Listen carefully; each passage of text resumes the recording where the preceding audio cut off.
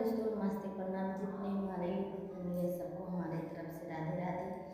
जारी एक बेटी विवाह की सुनाने बहुत दर्दनाक गीत है, आप लोग सुनिए और गाना के आनंद लीजिएगा।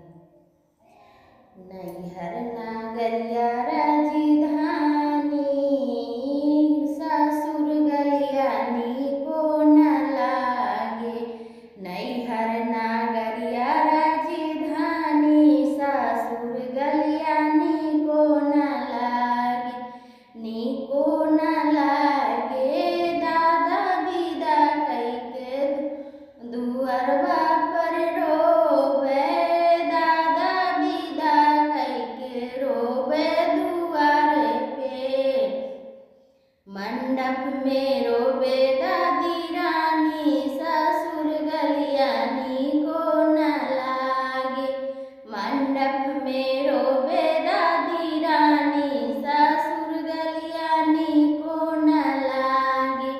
नैहर नागर राजधानी, ससुर गलियानी को न लागे।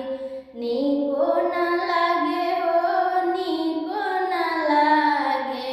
नैहर नागर राजधानी, ससुर गलियानी को न लागे। पापा विदा कइके रोवे दुआर पर।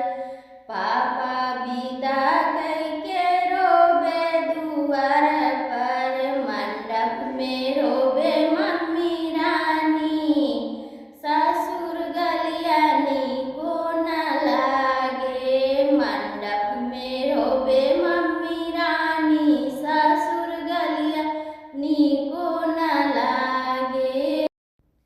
चाचा विदा कइके रोवे असोरबा। चाचा विदा कइके रोवे असोरबा। अंगना में रोवे